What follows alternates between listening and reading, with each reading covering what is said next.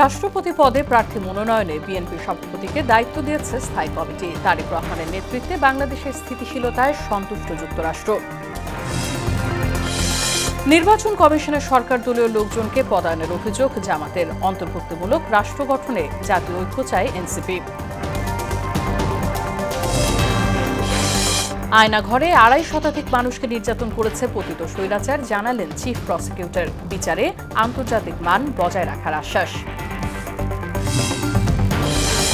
এবং জুলাই অভ্যুত্থানের এই দিনে অসহযোগ আন্দোলনের ডাক দেয় সমন্বয়কদের। শেখ হাসিনার ক্ষমা চাওয়া সহ ৯ দাবিতে নতুন কর্মসূচি ঘোষণা।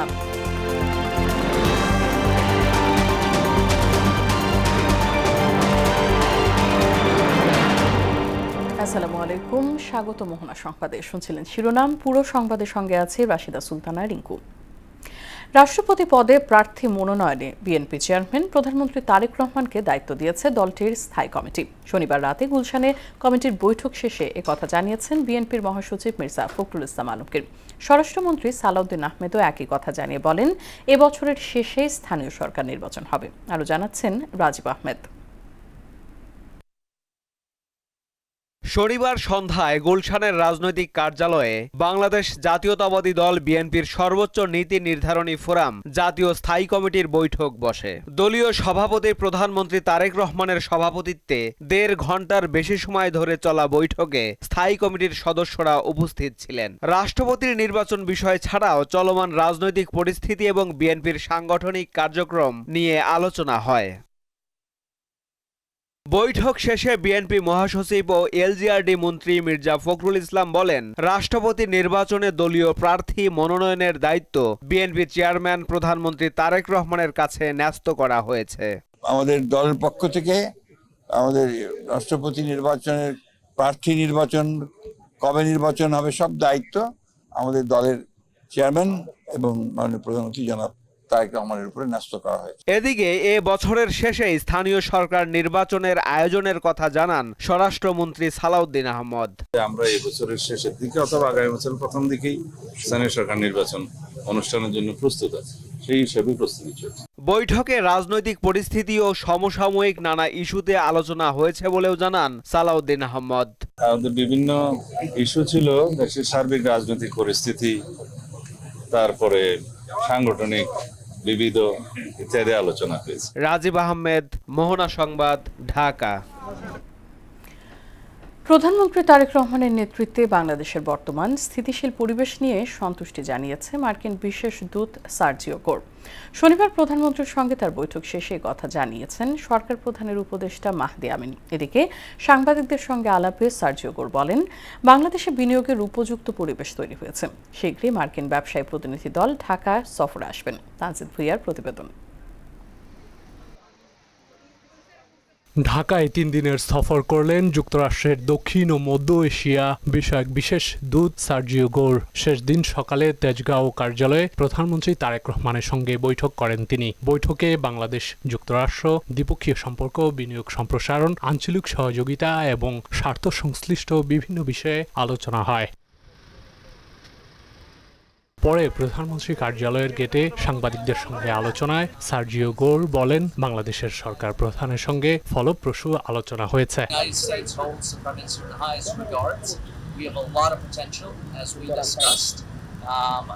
We have seen some of that already come out this week. We have lowered our travel advisory for Bangladesh, encouraging people to come here, both as tourists but also as an investment climate. Just next week, we're going to have a delegation visiting U.S. companies that are looking to invest in Bangladesh. তিনি জানান, মার্কিন ব্যবসায়ীরা বাংলাদেশে বিনিয়োগের জন্য আগ্রহী। বিনিয়োগের সম্ভাব্যতা যাচাইয়ে যুক্তরাষ্ট্রের একটি ব্যবসায়ী প্রতিনিধি দল শিগগিরই ঢাকা সফর করবে। We want to make sure that gets out there between our two sides that there's incredible potential, and whether that relates to the pharma industry, whether that relates to IT, there's a lot that the United States and Bangladesh can do together. and we look forward on building on that and taking it to the next level. এরপর বৈঠকের বিষয়ে বিস্তারিত জানাতে সংবাদ সম্মেলন করেন প্রধানমন্ত্রীর কার্যালয়ের মুখপাত্র মাহদি আমিন। তিনি জানান, মার্কিন বিশেষ দূত তারেক রহমানের নেতৃত্বের ভূয়সী প্রশংসা করেছেন। বিশেষ করে গণতান্ত্রিক সরকারের কারণে স্থিতিশীলতার পাশাপাশি বিদেশি বিনিয়োগের পরিবেশ তৈরি হয়েছে। মার্কিন যুক্তরাষ্ট্রের বিনিয়োগকারী এবং সবার জন্য এটি উন্মুক্ত এবং সবাই যেন এখানে আসেন এবং এ দেশ গণতান্ত্রিক পথযাত্রায় কিভাবে বিভিন্ন ধরনের ইকোনমিক অপরচুনিটি তৈরি করতে পারছে সবার জন্য সেটি এক্সপ্লোর করে, সেটা আমাদের মূল লক্ষ্য। বাংলাদেশ এবং যুক্তরাষ্ট্রের যে ঐতিহাসিক সম্পর্ক রয়েছে সেটি একটি ভিন্ন মাত্রায় যাবে এবং তার উপর ভিত্তি করে আমরা আরও বেশি যুক্তরাষ্ট্রের সাথে ট্রেড এবং সে দেশ থেকে ইনভেস্টমেন্ট এখানে অ্যাট্রাক্ট করব। বাংলাদেশের অগ্রযাত্রায় পাশে থাকার বিষয়ে সার্জিও গোরের কাছ থেকে আশ্বাস মিলেছে বলে জানান প্রধানমন্ত্রীর কার্যালয়ের মুখপাত্র। এনার্জি সিকিউরিটিটাকে আরেকটু এনহ্যান্স করব।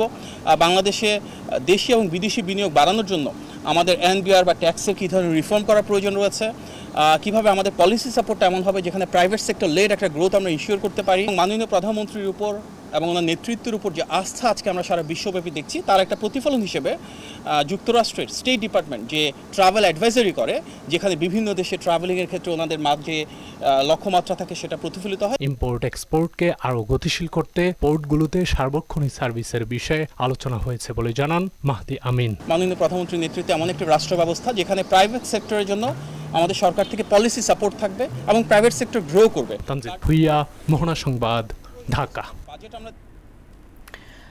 নির্বাচনের আগে দেয়া সকল প্রতিশ্রুতি তারেক রহমান বাস্তবায়ন করেছেন বলে জানিয়েছেন প্রধানমন্ত্রীর রাজনৈতিক উপদেষ্টা রুহুল কবির রিজভী। সরকারের 5 মাসে দেশে গুম, খুন, বিচার বহির্ভূত হত্যাকাণ্ড ঘটেনি বলেও দাবি করেন তিনি।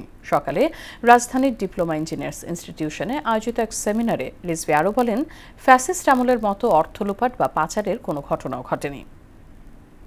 নির্বাচনের প্রাক্কালে তার যে প্রতিশ্রুতি, তার যে অঙ্গীকারবদ্ধতা, সেটাকে এখন অত্যন্ত সুচারুভাবে সম্পন্ন করার চেষ্টা করছে।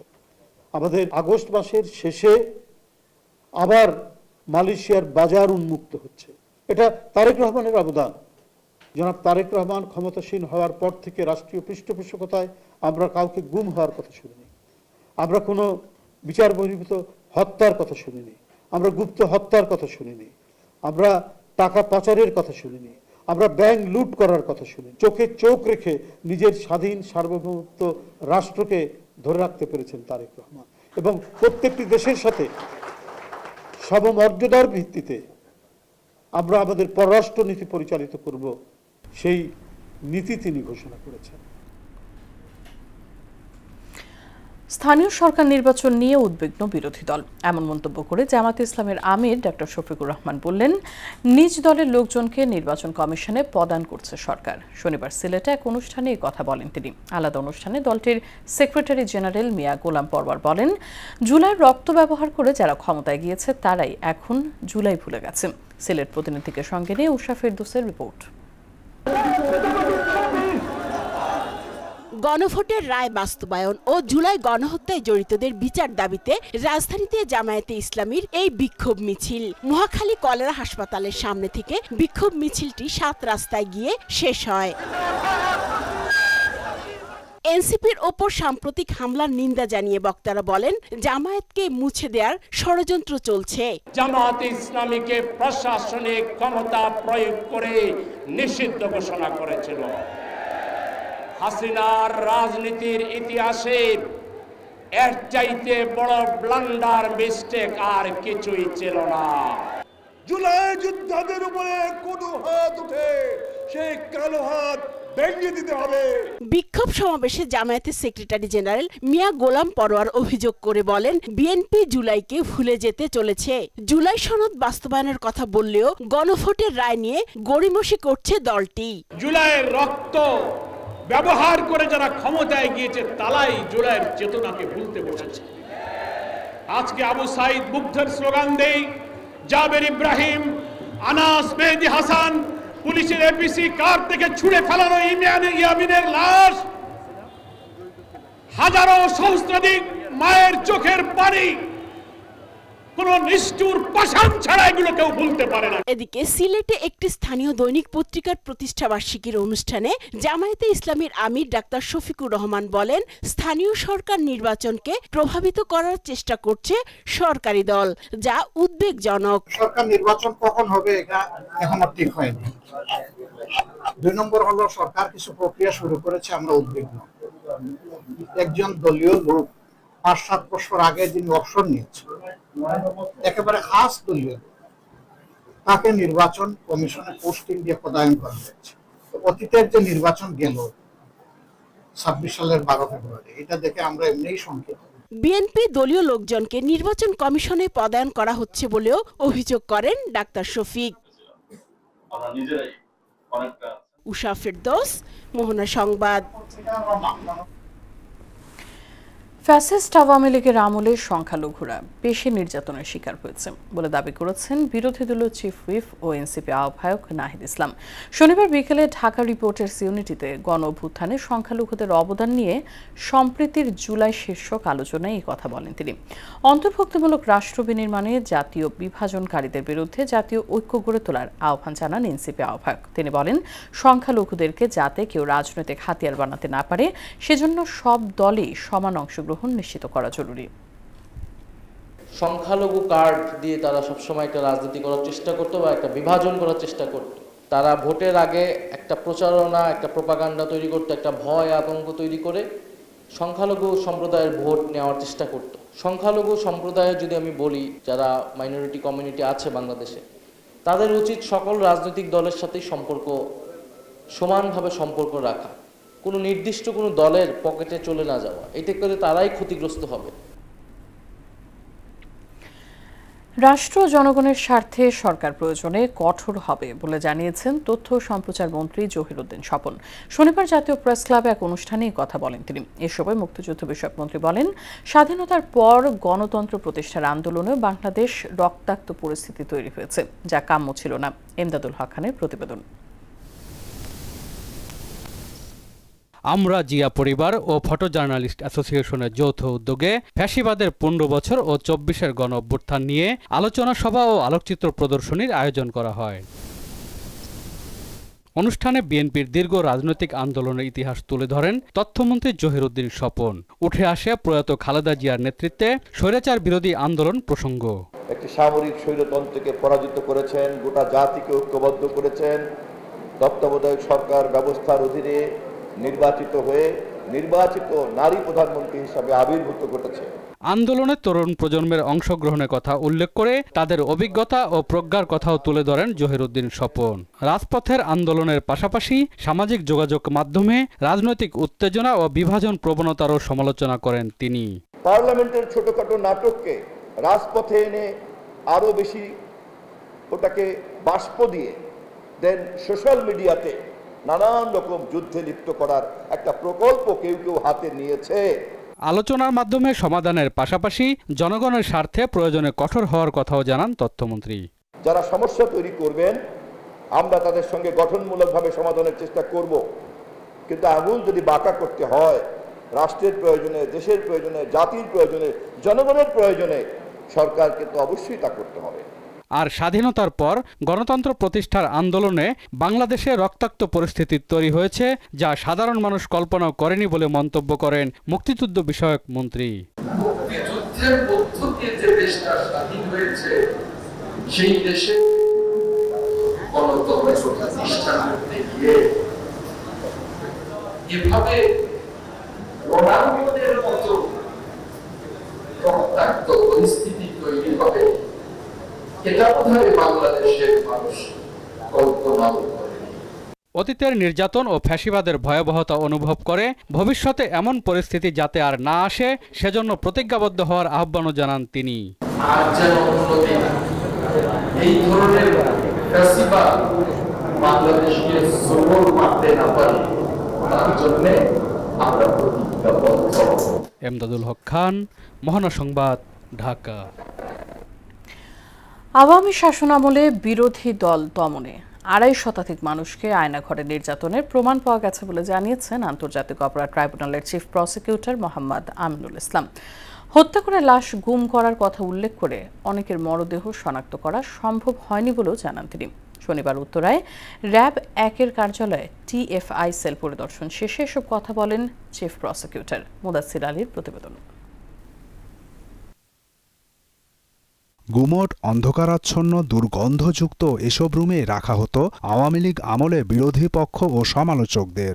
আটকে রেখে চলত নির্যাতন, এমনকি পাওয়া গেছে হত্যার তথ্য প্রমাণও। ঢাকার উত্তরায় র্যাব 1 কার্যালয়ে অবস্থিত টাস্কফোর্স ফর ইন্টারোগেশন সেল, যা আয়নাঘর নামেও পরিচিত। 24-এর 5 আগস্টের পর এটি এখন কেবলই ধ্বংসাবশেষ ও কালের সাক্ষী হয়ে আছে। বর্তমানে এ নিয়ে মানবতাবিরোধী অপরাধ মামলার বিচার চলছে আন্তর্জাতিক অপরাধ ট্রাইব্যুনাল 1-এ। বিচারিক কার্যক্রমের অংশ হিসেবে টিএফআই সেল পরিদর্শনে আসেন ট্রাইব্যুনাল 1-এর চেয়ারম্যান, বিচারক, প্রসিকিউশন টিম ও আসামি পক্ষের আইনজীবীরা। আওয়ামী লীগ আমলে বিরোধী পক্ষ দমনে এই সেলে নির্মম নির্যাতনের সাক্ষ্য প্রমাণ পাওয়া গেছে বলে জানান চিফ প্রসিকিউটর মোহাম্মদ আমিনুল ইসলাম। আমরা সাক্ষ্য প্রমাণে পেয়েছি এই আয়নাগরের এই যে ছোট ছোট সরু রুমগুলোর মধ্যে দিনের পর দিন, মাসের পর মাস, এমনকি বছরের পর বছর তাদেরকে হাত বেঁধে, চোখ বেঁধে রাখা হতো এবং অনেকেই মেরে ফেলা হতো। সে সময়ে গুম-খুনের শিকার সবার সন্ধান পাওয়া যায়নি। বর্তমান স্বরাষ্ট্রমন্ত্রীও আয়নাঘরে নির্যাতনের শিকার হয়েছিলেন বলে জানান আমিনুল ইসলাম। 250-র অধিক যারা গুমের শিকার হয়েছেন তাদের এখন পর্যন্ত আমরা সন্ধান পাইনি। আজকের মাননীয় স্বরাষ্ট্রমন্ত্রী জনাব সালাউদ্দিন আহমেদকে এই র্যাব 1-এর আজকের যে আয়নাঘর, সেখানে কোনো একটি কামরায় তাকেও রাখা হয়েছে। মানবতাবিরোধী সকল অপরাধের সুষ্ঠু বিচারে ট্রাইব্যুনাল আন্তর্জাতিক মানদণ্ড বজায় রাখার চেষ্টা করছে বলেও জানান তিনি। আন্তর্জাতিক মান বজায় রেখে এই বিচার কার্য আমরা পরিচালনা করছি। তবে একে তথাকথিত নির্যাতন সেল বলে দাবি আসামি পক্ষের আইনজীবীর। TFI is a concept. TFI বলতে নির্দিষ্ট কোনো জায়গা নাই। RAB was only responsible for giving secretarial job. এদিকে ডিজিএফআই আওয়ামী লীগ আমলের জিআইসি সেলও পরিদর্শন করা হবে বলে জানিয়েছেন চিফ প্রসিকিউটর। আগামী শনিবার একইভাবে সেই জিআইসিটি পরিদর্শন করবেন। মুদাসসির আলী, মোহনা সংবাদ, ঢাকা। রক্তাক্ত জুলাই প্রসঙ্গ।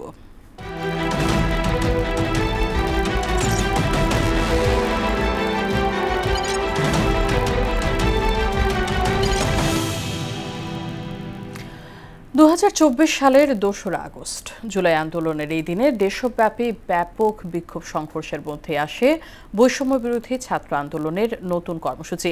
পরদিন 3রা আগস্ট সারা দেশে বিক্ষোভ মিছিল এবং 4ঠা আগস্ট থেকে সর্বাত্মক অসহযোগ আন্দোলনের ঘোষণা দেন সমন্বয়করা।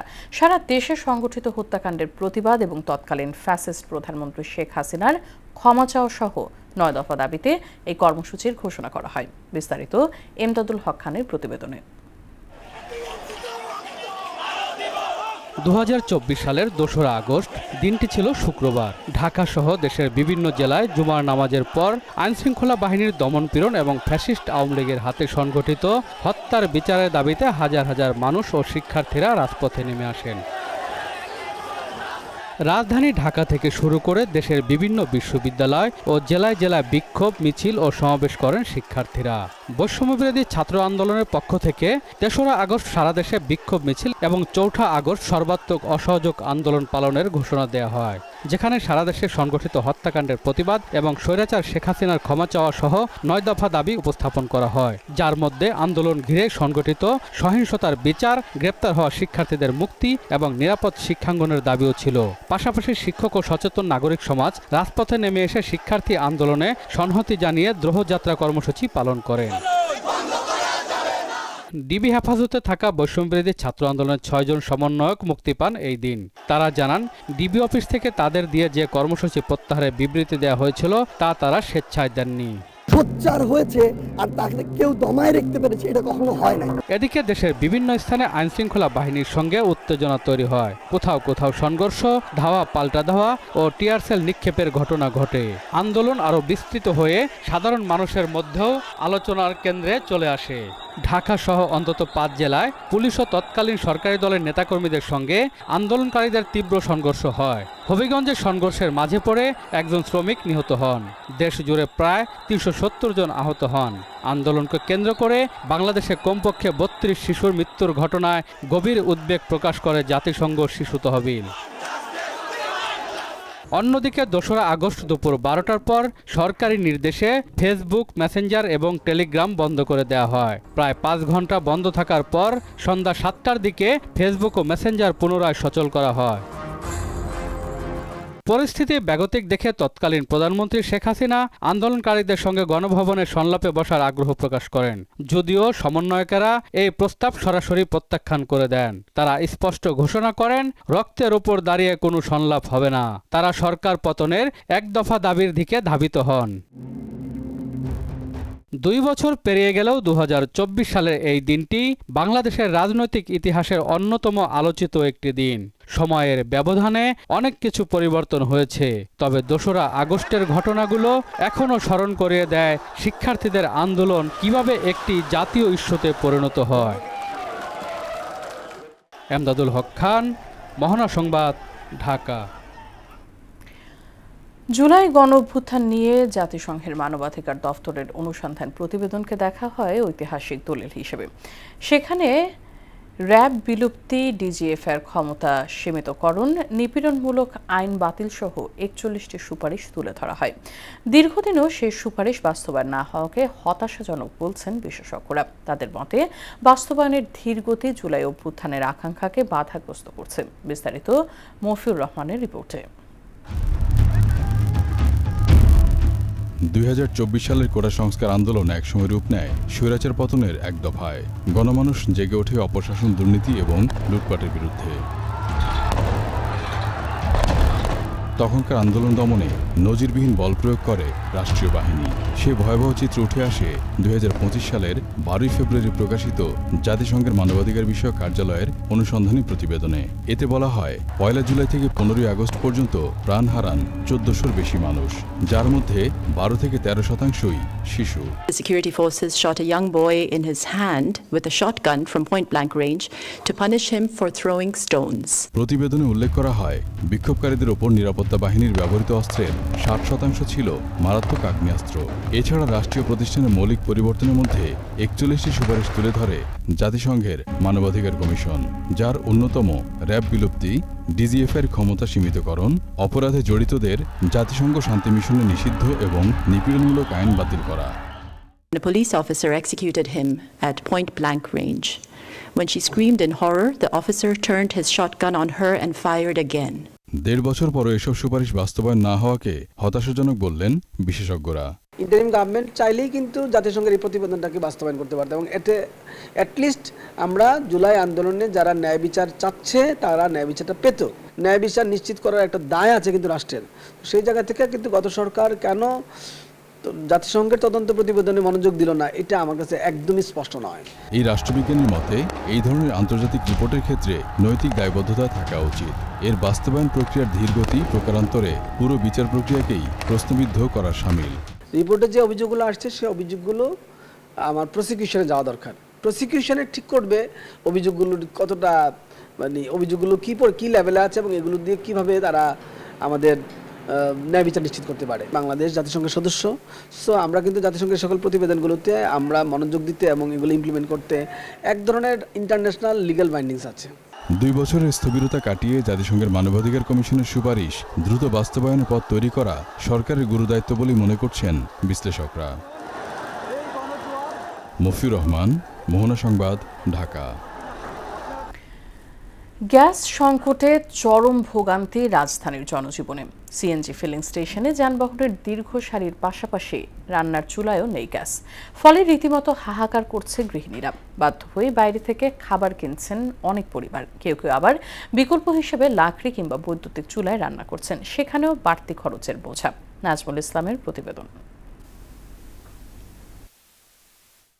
সকাল গড়িয়ে দুপুর, এরপর বিকেল, তবু চুলায় জ্বলেনি আগুন। মিরপুরের বাসিন্দা মাসুরা খাতুনের পরিবারের এটি এখন প্রতিদিনের বাস্তবতা। মাসুরা জানান, প্রায় ৩০ বছরের মধ্যে রাজধানীতে এমন গ্যাস সংকট দেখেননি তিনি। বিকেল 4:30টার দিকে সামান্য গ্যাসের দেখা মিলতেই শুরু হয় রান্নার ব্যস্ততা। ভোরে উঠে আমাদের রান্না করতে হয়, গ্যাস থাকে না ঠিক মতো, আমরা ঠিক রান্না করতে পারি না, বাচ্চা কাচ্চার না খাওয়ায় রাখতে হয়, হোটেল থেকে কিনে খাওয়াতে হয়। কেবল মিরপুরের এই একটি পরিবার নয়, রাজধানী জুড়েই গ্যাসের তীব্র সংকটে দিশেহারা অবস্থা। বাধ্য হয়ে বাইরের খাবারের উপর নির্ভর করতে হচ্ছে অনেক নগরবাসীকে। বাইরে থেকে কিনে এনে খাইতে হয়, তারপরে শুধু চিরা দই এইভাবে চলতেছি আর কি। ইন্ডাকশনগুলো যে আছে এগুলো দিয়েই আমাদেরকে চালাতে হয়। সকালবেলা আগে আমাদের একটা রেগুলার নিয়ম ছিল যে আমরা রুটি বানিয়ে খেতে পারি, এত থাকে না এখন যে এখন আমরা চিরা খেয়ে আমরা করি। গ্যাস সংকটে বেশি ভোগান্তিতে শিশু, বয়োবৃদ্ধ ও কর্মজীবী মানুষ। রান্নার বিকল্প খুঁজতে অনেকেই ব্যবহার করছেন এলপিজি সিলিন্ডার ও বৈদ্যুতিক ইন্ডাকশন চুলা। তবে অতিরিক্ত খরচের কারণে এই বিকল্পও সবার নাগালের মধ্যে নেই। সকালে আমাদের তো 6টার পর আর গ্যাস থাকে না, আমাদের অনেক সময় বাইরে থেকে হোটেল থেকে কিনে এনে খাইতে হয়, অথবা কারেন্টের চুলা আছে। 1080 টাকা বিল নিচ্ছে, কিন্তু আমি তো গ্যাস পাচ্ছি না।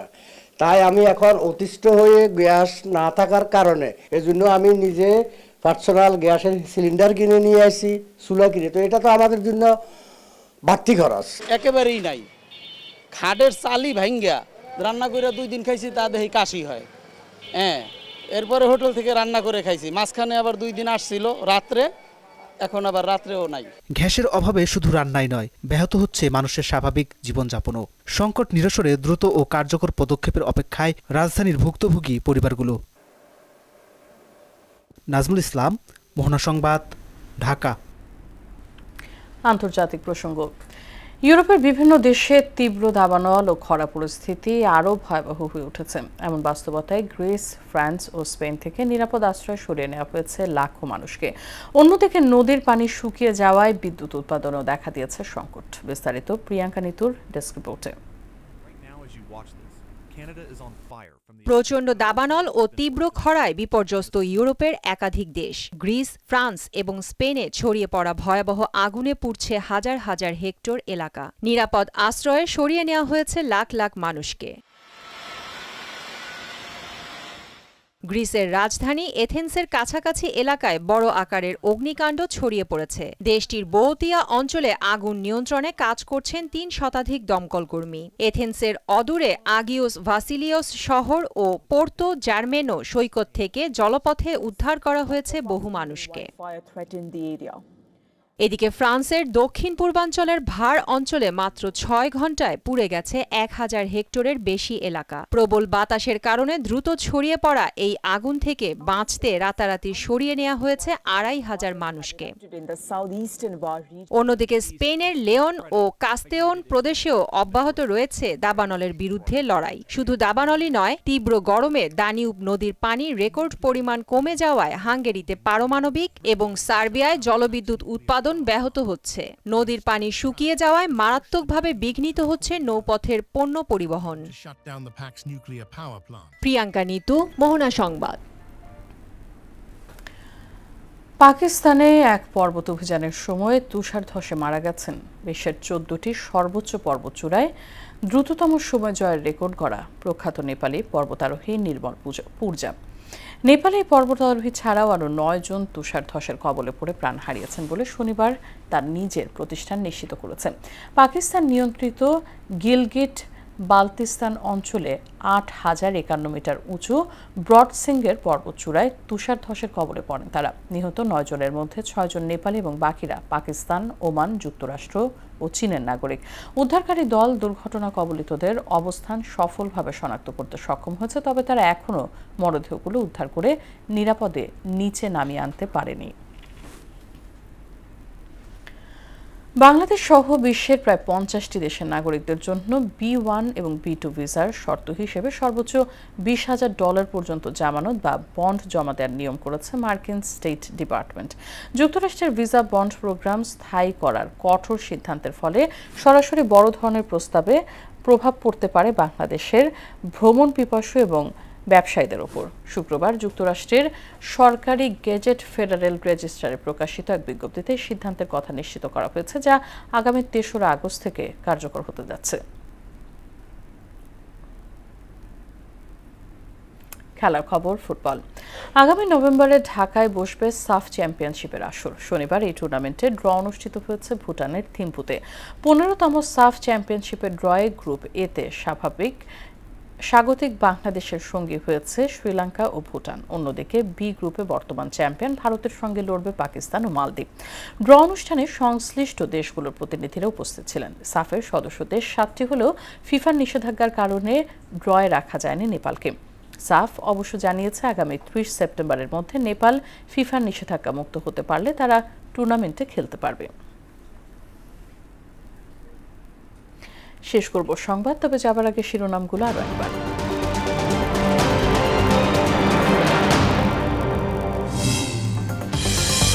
রাষ্ট্রপতি পদে প্রার্থী মনোনয়নে বিএনপির সভাপতিকে দায়িত্ব দিয়েছে স্থায়ী কমিটি। তারেক রহমানের নেতৃত্বে বাংলাদেশের স্থিতিশীলতায় সন্তুষ্ট যুক্তরাষ্ট্র। নির্বাচন কমিশনে সরকার দলীয় লোকজনকে পদায়নের অভিযোগ। জামাতের অন্তর্ভুক্তিমূলক রাষ্ট্র গঠনে জাতীয় ঐক্য চায় এনসিপি। আয়না ঘরে 2.5 শতাধিক মানুষকে নির্যাতন করেছে পতিত স্বৈরাচার, জানালেন চিফ প্রসিকিউটর। বিচারে আন্তর্জাতিক মান বজায় রাখার আশ্বাস। এবং জুলাই অভ্যুত্থানের এই দিনে অসহযোগ আন্দোলনের ডাক দেয় সমন্বয়করা। শেখ হাসিনার ক্ষমা চাওয়া সহ 9 দাবিতে নতুন কর্মসূচি ঘোষণা। এই ছিল সংবাদে। মোহনার সবশেষ খবর জানতে ভিজিট করুন www.mohna.tv। সংবাদ দেখতে পারেন ফেসবুক ও ইউটিউবেও। এতক্ষণ সঙ্গে থাকার জন্য ধন্যবাদ সবাইকে।